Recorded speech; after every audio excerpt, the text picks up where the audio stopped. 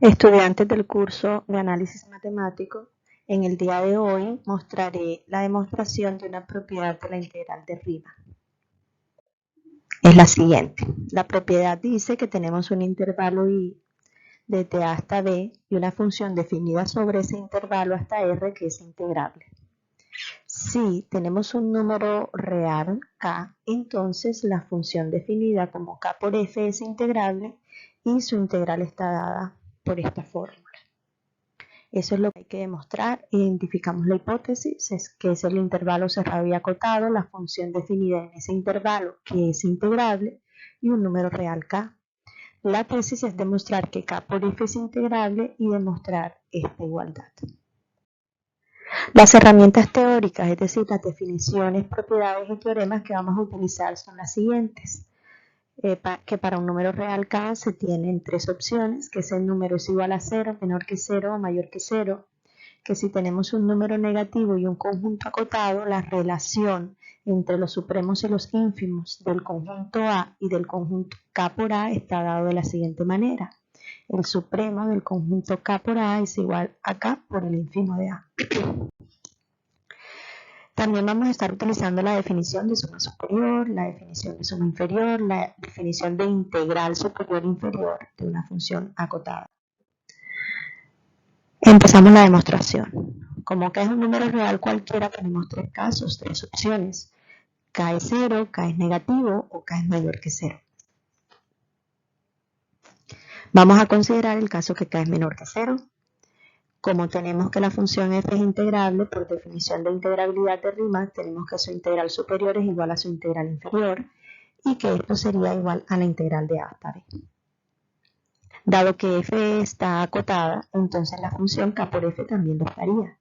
Vamos a tomar una partición cualquiera en el intervalo i y vamos a definir lo siguiente para la función f y para la función k por f.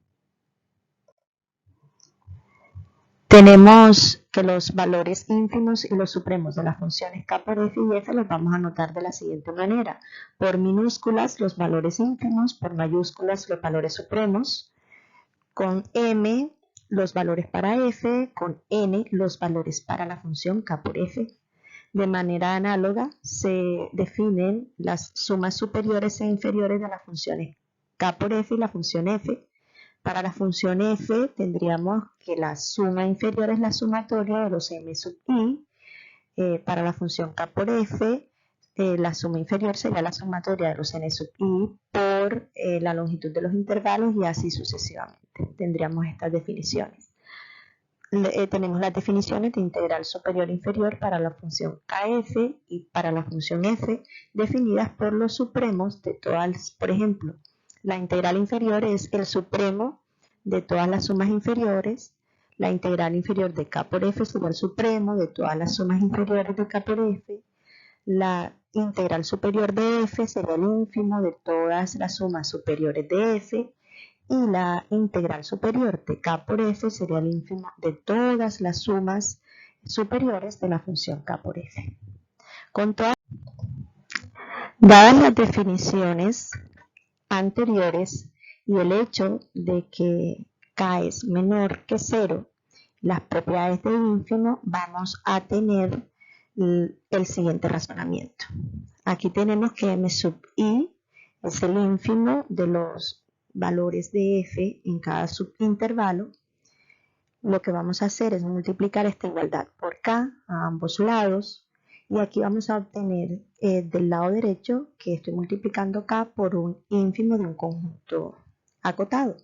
Entonces podemos ingresar este valor k a multiplicar cada uno de los elementos, pero sabemos por propiedades de ínfimo y supremo que k por el ínfimo de estos valores sería igual al supremo de esos valores multiplicados por k.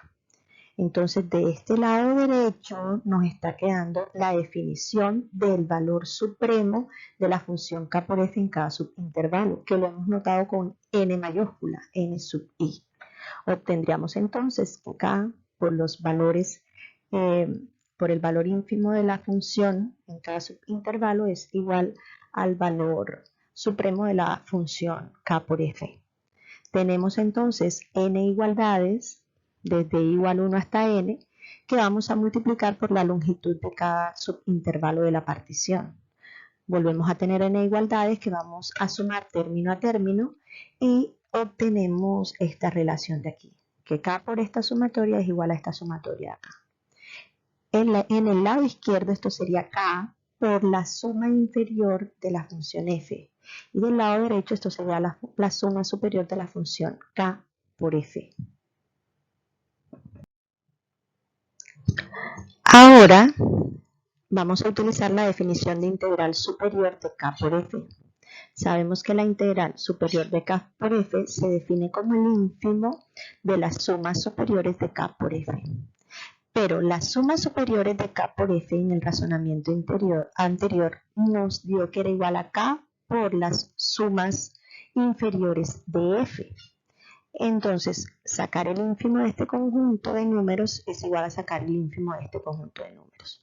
El ínfimo de k por las sumas inferiores de f.